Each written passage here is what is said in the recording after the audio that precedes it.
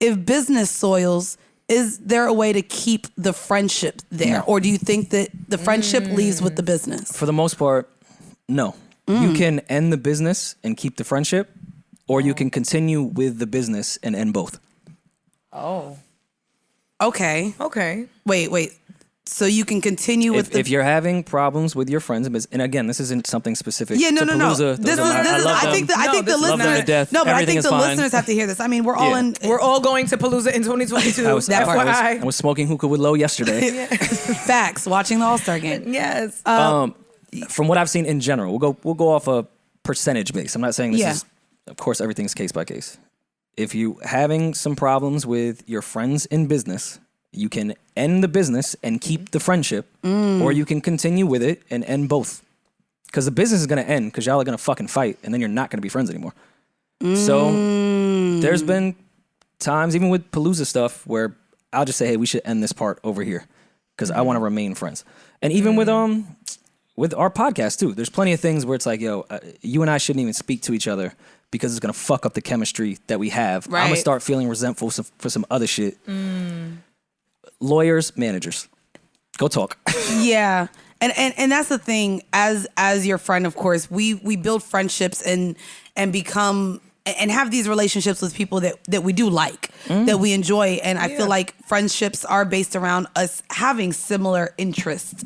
And I think that that's the thing that a lot of people bring into business without realizing that the way we make money, the way we pay bills, the way we go about our daily lives, when you come into business and money is involved, it completely changes the dynamic of conversation with that friend and that individual. And I feel like just because, again, back to social media and that bullshit, but the facade people put on about the businesses they create, like this was some predestined, I had this all mapped out, this was supposed to happen.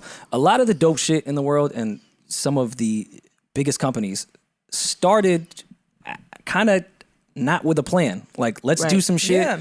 And it just worked. So now we live in this place. Like, our podcast, we started, we wasn't no real plan. Right. And now you all live at Park's house. And yeah.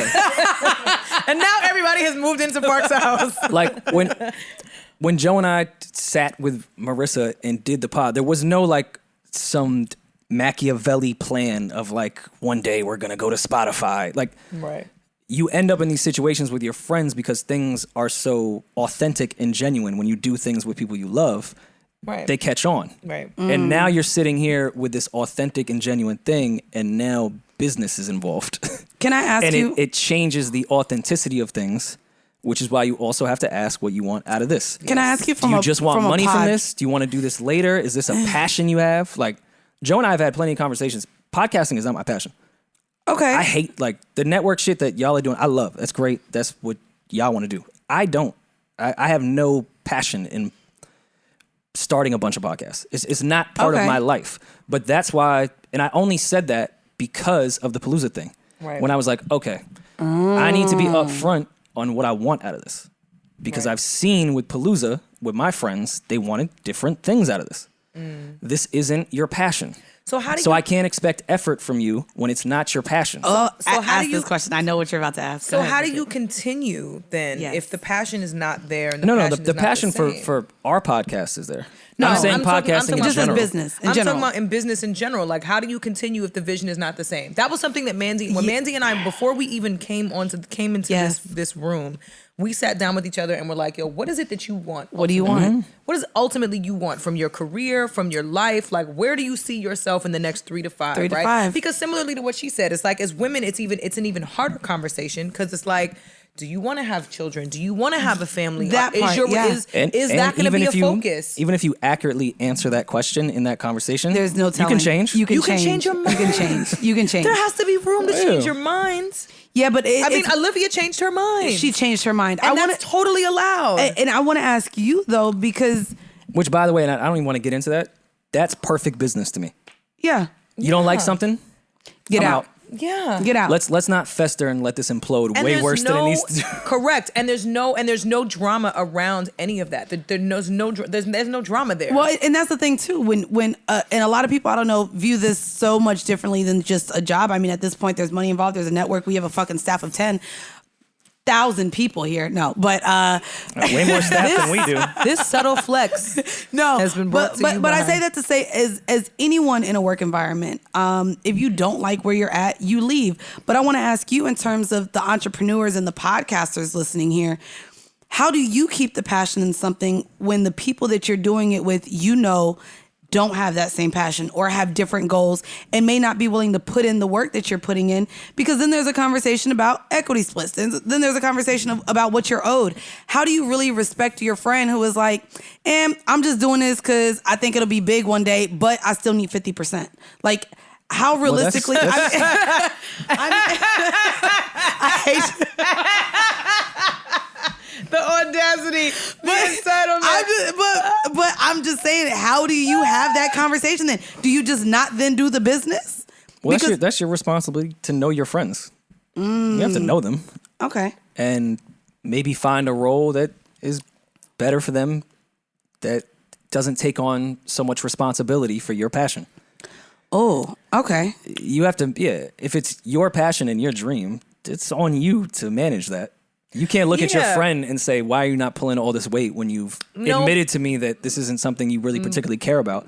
Like, even with the Palooza shit, it got down to 10 people on the core group and staff. Right, because y'all had a lot of people. 4 of us in the beginning. having equity, et cetera. But before that, Bridget, you was around, there was 25 people. I was about to say, there was a ton of people. There was a lot of hype men, though. It wasn't like, that's what I'm saying. It wasn't like a lot of people really. You had different doormen. You had bartenders that was coming for the beginning. But then it was when a lot. it becomes a business and roles are now created, you have to be upfront. And if you really love somebody and care for them, there's no place here for you. You offer nothing at all. I love you. You're here. You want to come for free anytime. Great. You have offered nothing to this but just being here. And I love you for being here, but you don't do anything besides be here. And that's also ideal because you guys are a group of friends. It's a group, right? So that ultimately, if y'all need to have a conversation on the side and vote on something and really establish the business aspect of it, there's enough voices to go around where people can agree or disagree and somebody gets outvoted and makes a decision. And if there's ever a battle of egos, it's still a group of friends. So somebody could be like, let me check you. But a lot of times that slows up the process. That's and part kind of two, to what Mandy was saying, if people are not super passionate on that direct goal, they don't really understand it. Yeah. We're honest. So the 4 of us right here just need to make this decision. Right. The other 7 people, y'all just getting where you fit in. Fam, later. You'll be all right. Right. You're not even in this the way we are anyways. Right. How do you, I guess I ask you now too, being that this started in New York, a lot of those friends aren't even in New York anymore. I think they left us. I think everybody left New York. And I know all of y'all don't live in New York. It's literally me, Rory, Kaz, and Lo. That's it. And there's no one else. It. Everyone else moved to LA. Well, and that's what I'm saying. Like, literally over the last year, a lot of my friends too, and especially since now a lot of potters have figured out how to do this shit remotely. People are like, why do I need to pay the rent in New York? Also, New York is not open. We just may be reaching 75% this month. New York rent. The way that my apartment search has been horrific because I've never had to go through such a tedious process. Yeah. To get an apartment. Yeah. Like in LA, pay $4,000 for a closet. That's literally what you're doing. I can't really walk into it. I can't really walk into It's not even a walk-in closet. It's just the doors slide open. The door slides with all the way mirror out. And then the door to the closet hits the door to the room when you slide it all the way. That's the layout. You know what is interesting, and we can make this less specific to New York. I found it interesting around my age with the pandemic hitting and people moving away, of my friends starting families and having the nerve to fall in love and all that shit. Not having the nerve. Like, no, I'm saying the audacity of you to want love in your life. With people moving constantly, not just in New York, everywhere, people are just moving nuts because of the pandemic. I moved back to New York. And then at 30 years old, Trash. you have your friends deciding to start families and shit. And it's like, all right, now I have 0 friends. Now it feels like a betrayal. I mean, you can't imagine. You betrayed me with your happiness. You betrayed me with your happiness. Well, as a woman, I understand that, and Mandy understands that wholeheartedly because we don't have children. Fuck that. My friends was still like we don't have children. But they even just first off, I have Bodie, I have a cat, and they just fuck him. He's not a kid. I have friends that just gave me. He eats your edibles. He's not a kid. This man, this Kids nigga, can't eat edibles? I mean, they can. they can get. I just only guess the gauge of what a kid is. Where is Baisley and why is Baisley not here? Because Baisley was wilding this morning. Baisley's on and she would have timeline. run amok, and I didn't want her to shit on Preem's soundboard. She would have knocked over your tray that brought your drink. Very true. I guess I don't know. Do you? And I like this conversation because we call ourselves the aunties sometimes. We're definitely the aunties. I'm a godmother. I'm an auntie, and I love it. I love my little nieces, nephews. I love my god babies. But do y'all have animosity towards us being in our 30s now? We just got here, and our friends growing up. Oh yeah. Is there a bit of animosity that while we're sitting here childless, that your friends are going about getting married, having children, and do you feel left out? Do you feel behind? No. It's not animosity. It's just annoying. Not as annoying that they're happy. Fair. Well, no, it's not What that about they're as a woman, happy. Bridget? It's not that what they're about you? happy. So my best friend has 2 children. Okay. And when I tell you she's really my best friend, like we were in the streets together. We were at Noble every week, Big Lit. I mean, I was there. Yeah, it was a lot. Like Brittany, you've met Brittany, but and she has 2 children. When she first got pregnant, there was a small period of time where I felt sad because I missed my friend, and I knew that era of our friendship was over for a time. Yeah. It was temporary. You know what I mean? The funeral is not marriage; it's the kid. Yeah, That's when things will change. The kid. Well, for women especially. I have friends that are married that have come out all the time. Like they still have a schedule where they can do that. It's the kid that changes everything. Yeah, I'm not And gonna so lie. Even my friend Carla, she had a baby, and I was like, "Bitch, you're telling me we can't do pickleback shots now because you have a baby coming?" There was a period. Get drunk. There was a period. I mean, now that she's on baby number 2, like she's figured it out. You know what I mean? It's like I can drink today because I don't have to breastfeed till tomorrow. We good. And then she's got it down. But the first baby, I remember feeling like, damn, she's totally left me out here in the streets by myself. Like she left me to run the rapids by myself. And I mean, the feeling passed. Obviously, the friendship didn't change. Like I still loved her the same.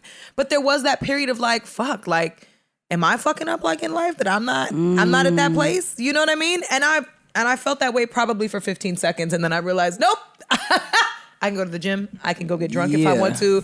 I can go on vacation right now if I want to. I can buy shoes, not diapers. I can live my best fucking life and not have to be worried about it. That's just That's why we give off the super auntie vibes on here, bro.